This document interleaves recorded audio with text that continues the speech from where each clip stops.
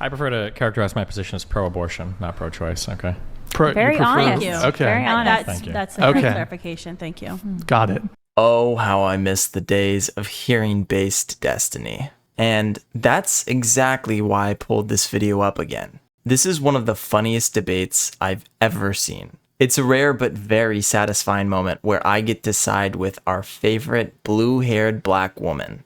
No matter what you think about Destiny, he is without a doubt one of the best debaters on the left. And he's so good at beating leftists when he goes at them. And certain women too, as we'll find out. My basic stance is we try to figure out what is a person, what makes a person. Person is granted some positive, some negative rights by governments, and probably morally and ethically separate from governments, we also grant people some type of right.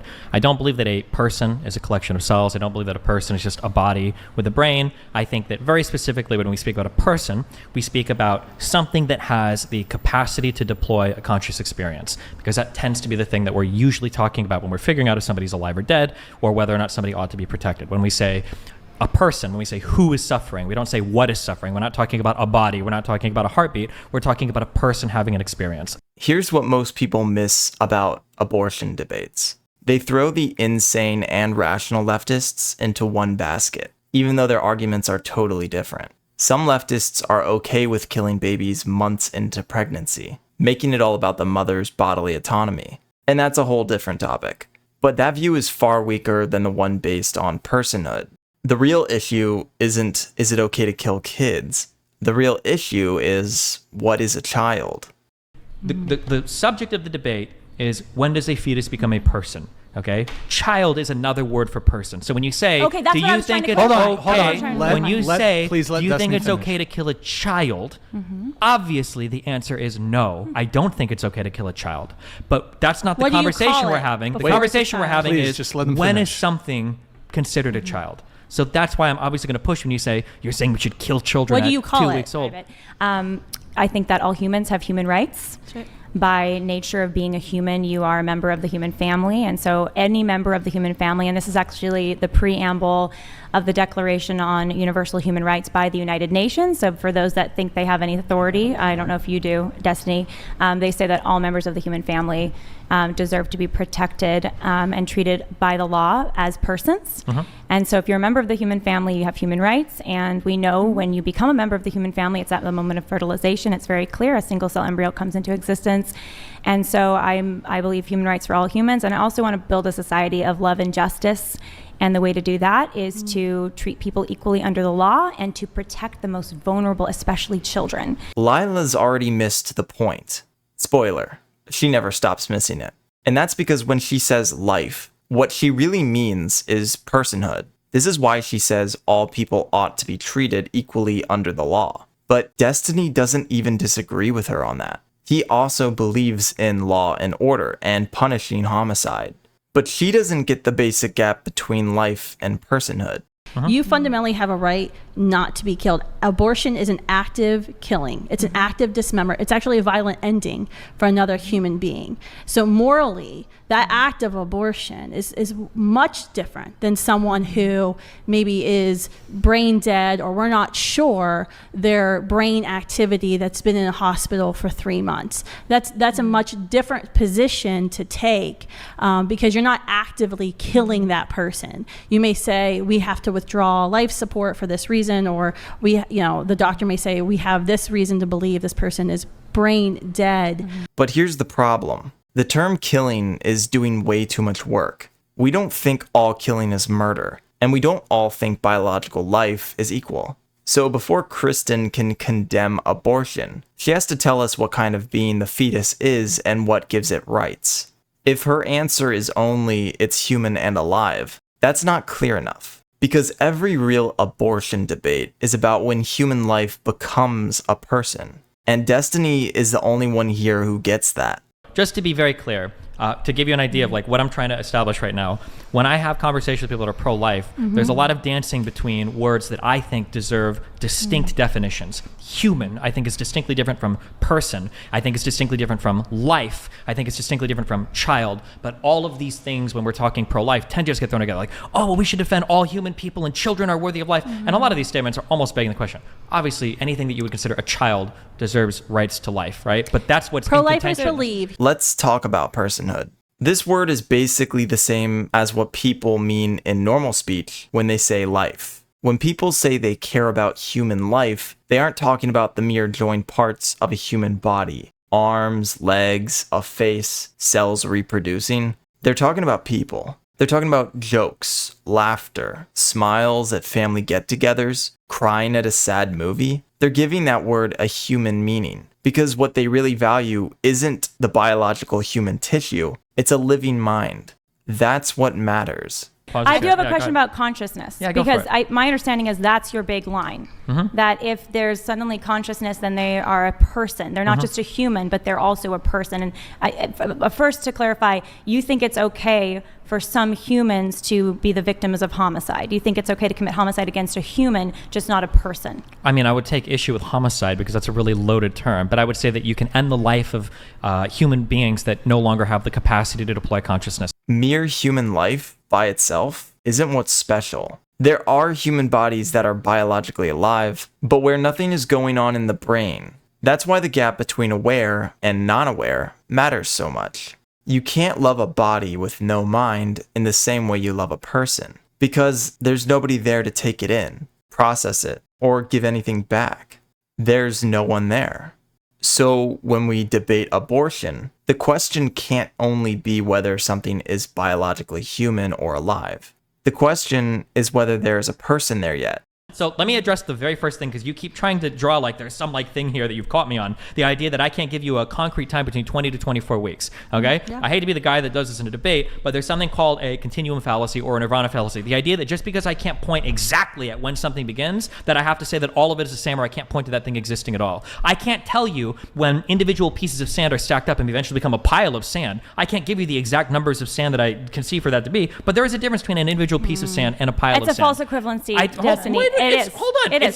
Hold on. This is basic argumentation. Because the reality is you are saying that these are persons, and these aren't based on a specific characteristic that you've decided on. You came up with it. It's not human rights anymore. It's consciousness rights. Yes. Lila's confused because she thinks that not being able to name the exact instant awareness begins somehow means awareness can't be the standard. But that's wrong.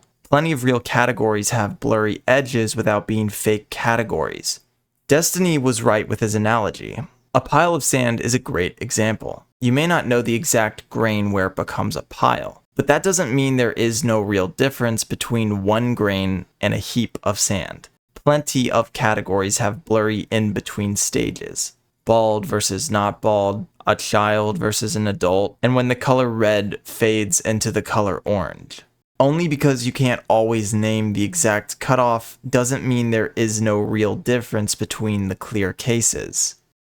Why don't you give the same rights to human corpses as you do to living humans? Because they're dead. They're already dead. What does that mean when you say they're dead? So they're already dead. What does dead mean to you? I mean, their body's no longer working in a coordinated fashion anymore. Their heart isn't pumping blood.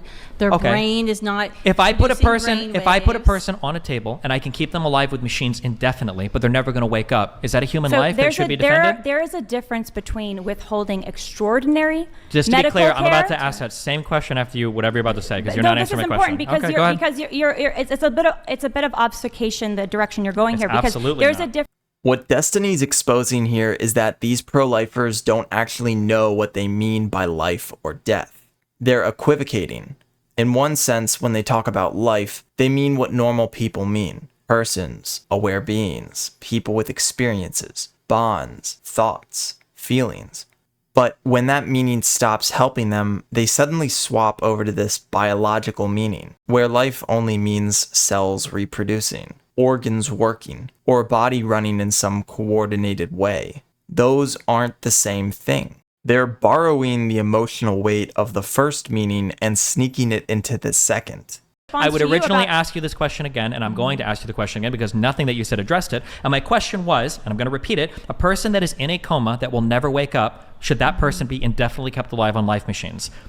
It depends on what are the characteristics of them in that The coma. characteristic is Was that the that a person's medically body. induced coma? The characteristic is the person What is was- in a coma. They're never going to wake up, but their body is still. How do you know they're not going to How wake do you up? know they're never gonna wake up? The problem is, Because Destiny, you're the coming up with- scientist has you're a magic Destiny, machine that he pushes Destiny. a button, and the machine says this person Destiny, is never going to you're wake coming up. up with a magical scenario that you are designing without providing any context. Where Just to be context clear, are you exists in telling the me that a real person world. being in a coma is not going to wake up is a magical scenario? No, I'm telling No, you that you- when Okay, so people we agree are that in a people coma, are in you're comas trying and to make an oftentimes they can say- Destiny. This is where it gets really bad for these pro-lifers. They're trying to avoid hard questions by refusing to deal with hypotheticals. This is a very common cope from weak or unreasonable debaters. The point of a hypothetical is not that it has to literally exist in the real world. The point is to control variables so you can test a rule or a system. You isolate the key trait, remove distractions, and then see what the person's view really leads to.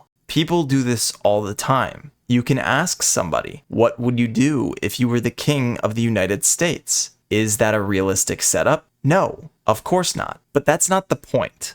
The point is to understand their beliefs more fully. What would they do with power? What laws would they pass? What systems would they alter? Who would they put around them? A hypothetical is not there because it's likely. It's there because it reveals the frame of the person's values. Yeah, if you're having a conversation with me and they're not willing to engage with a single hypothetical, or they claim every hypothetical doesn't map on, unless you can clearly explain why, it's because you know that the hypothetical is testing the limits of your belief in a way that demonstrates just using the absurdity science. of what you're saying. That is exactly what Destiny is doing here. He's asking a very clear question in order to test their logic. He wants to know whether they think a person on life support forever, with no hope of waking up, is alive in the legal sense or not. That's a totally fair question. In fact, it's one of the most important questions you could ask, because now you're forcing them to tell you what they think life really is. But instead of answering, they start squirming. They start whining about magic machines and unrealistic setups and missing context. Yeah, You're you- inventing a false hypothetical that doesn't exist in the real world. that is So ends it- in it's- human it- life dying. Yeah, so it's kind of and you're risky. using it If to you can't- if you justify can't- if you ending can't- the life yeah. of an embryo. If you can't adjust this- or a human being. I So win this that- debate de that facto. doesn't- If you're, that doesn't if you're match. incapable of dealing with a hypothetical, then the conversation is we like... can deal with You can't. You hypotheticals. can't. A hypothetical, by definition, is No. something that is not happening. That's why it's called a Destiny. hypothetical. Destiny. So wait. Let me ask you a hypothetical. Yeah, what? Since you love hypotheticals, let me ask you. I a love hypothetical. hypotheticals. They can tell Destiny is leading them toward a conclusion that is going to make them look bad. The irony is that dodging the hypothetical looks worse than giving an answer. Because once you refuse to answer a clean hypothetical, everybody in the room can tell that something is wrong. Either you do not have a steady rule, or you do have one and you're too afraid to say it. So are you saying that toddlers, because they're less developed than an adolescent, should have should not have the same rights as an adolescent? Yes. You agree with the same Fundamental thing. Hold human on. rights. To be They should clear. have different human whoa, rights because Okay, of now you're qualifying development. more. But the funny thing Because is, of you human said rights. in your opening statement, you literally said They have the children same need even human rights, more right? protect. They don't have the same rights. Do they A child set- can't sign a contract. A child can't But- buy a but house. A Destiny, 2-year-old hold can't go for to high 1 second. school. Do they have the same human rights? What? No. A toddler and an They don't have the same adolescent human rights. don't have the Do you- same what, human rights. Do you know? Do you believe? I would there are argue human that I rights? have like the human right to live in a house in the way that I want to. A 3-year-old Okay, does not have the so human do you right not to live. agree that- Hold on. Okay, No, hold on. wait, Do you wait, not wait, agree wait, there? wait. It's been like this the whole debate. If to you're cause a heart approaching attack. my position in good faith, if I'm saying that consciousness develops around 20 to 24 weeks, But how then do you you would know? probably draw, because that's when scientists But seem to think that. how oh, do I'm you sorry. know I thought I was that the gonna- I'm so sorry. child- I was interrupting your question with my answer. How do you my know bad. the You were gonna ask child another at question. 21 weeks and 6 1 week, days? you probably say, okay, well, now that it's So born, now it's you've gotta be changed your treated- position in this debate. You went from 20 to 24 weeks, and now you're down to 20, right? Do you understand the difference between a policy position versus like an epistemic statement or like a moral statement? Yes, on I'm what not. might be? I'm not a moron. Thank you. Okay. I well, love how then you word I don't. these Well, questions. I Like, don't know do why you you. understand there's a difference between the color blue I- and the color purple? Okay. I'm not really sure. Yeah. I don't know. I've never talked to a misogynistic man like this before. Okay. All right. Dude, look at the frickin' sass in her eyes. Like, it's gonna be okay. Calm down, ma'am. So let's talk about that for a minute. If I'm under anesthetic and I'm unconscious, and someone comes up to me and says, "Can I kill you?" and I'm unconscious, I can't say, "Don't kill me." Can they kill me? No. Tell me why. Because you have the capacity to deploy a conscious Just experience. like the fetus. No, the fetus can't. The fetus. Destiny, if you don't kill that fetus, the fetus with a matter of time, because I'm under anesthetic, in a matter of time, I will come out from under anesthetic and I will have my consciousness. For the fetus, if you don't kill that fetus under a matter of time, the natural human development, you were once a tiny child in the womb, maybe 18 weeks before the consciousness that you say some biologists claim for. Half of me was an and egg, if no one killed you, Uh-huh. then you would have your consciousness, just like I, coming out of an anesthetic, would have my consciousness. A person under anesthetic and a fetus before awareness are not the same. The person under anesthetic is an already existing aware being whose mind is put on hold for a bit. The fetus has never been aware and only has the potential to become aware later. I want to take a step back for a moment and talk about the uncomfortable truth underneath the whole debate. In these arguments, both sides are trying to build consistent standards, because once you move from feelings to public policy, you need rules that can actually be applied and enforced. That's why smart pro-choicers use consciousness. They're at least trying to identify a morally relevant threshold which is consistent and administratable. Pro-lifers also try to do this by grounding personhood or moral worth at conception, even if that standard is much weaker. But here's the hard truth. Even if people build these moral systems, the actual outcome in society isn't determined by who has the best argument. It's determined by who has power. That's why abortion can be legal in one state and illegal in another. It's not because one side discovered moral truth and the other didn't. It's because one side had the political power to enforce its preferences. So morality might be the language people use, but power is what decides which morality rules. Here's a question, for instance. A lot of women have miscarriages, like without even knowing in the first few weeks of I've had getting one. pregnant. Do you think that those embryos should be rushed to the hospital? Well, if the embryo is dead, no. I mean, Okay, I but think do you think that like any woman, do you think we should start locking every single woman that has sex into some sort of facility to check for early miscarriages like that? Because if it is true, wouldn't that be the equivalent of a woman leaving a child starving to death on their floor? No, No. absolutely not. No. How dare you? Hold on, can you answer First the of question? all, before no, some moral no. How dare you? Because what you're talking about right now is essentially the real genocide of children is all the children being miscarried right now in the first few weeks of development. That's horrible. miscarriage to not feeding my child. She said it. She said the thing. Consciousness at the moment of conception. No. Excuse me. At the moment of conception, I told you I'm gonna start treating you like a child. Okay. At the moment of conception, all of the parts are there, right? The genetic code is there. That's not the parts. A blueprint is not a part. Wait, can we What? pause? Okay, Sure. so wait, let me finish my Good pause. I'm a child. let me finish my question. Yes, ma'am. So what part gets added in the womb Uh-huh. at between 0 let's see. days There's and the 20 brain, weeks? there's No. the heart, Excuse there's me. the spine. Where does that part come from, Destiny? From the Does- blueprints. Do you think blueprints to a car are the same thing as a car? You just said it doesn't matter. I said the child A in the blueprint womb isn't going to magically has- become a car. Well, but a one that's cell not- it's- thing it's- is not a it's thing not with many equivalent. cells. You, It's not you, equivalent, excuse me. Destiny. You're acting as if. Wait, Can you sit Destiny. up? Oh my Yeah, can you- gosh. Destiny, Let me sit. hear. I'll If you're gonna treat treat me child. like a kid, I'm gonna act Child like a kid. Destiny, please sit up and have good manners. Treat me like an adult. No. Total fucking power move. Okay, Being a- here's people the in question. the room let's say saying that, let's she's say that you alive. take a person, and let's say that you chop off their arm and you replace it with a bionic arm. Is that still a person? Okay, let's say you Yes, chop off a leg and replace it with a absolutely. leg. Is it still a person? Yes. What if you get rid of the heart and replace it with a bionic heart? Is that still a person? Yes, and then at some point, What we're if you gonna replace, run out now of let's say parts. we've got a full human. What if you just replace the brain? Is that still the same person? Yeah, if that's possible. I mean, if you get to that point, Okay. it's ever been done successfully. Okay. If you want to know why Destiny is laughing, it's because this moment is absolutely incredible. These pro-lifers are so philosophically lost that they don't even realize what they're saying. If you ask yourself what makes you you, what part of your body do you think that most likely is? Your feet? Your arms? Your heart? Come on, there's only one serious answer. The thing that makes you you comes from your brain. That's where your thoughts are, your memories, your desires, your personality, your ability to feel. to be aware of anything at all. The whole body is an insanely complex machine, but like every complex machine, there's a command center. And for humans, that command center is the brain. So when Destiny asks them about replacing arms, hearts, other body parts, he's not asking some random opinion question.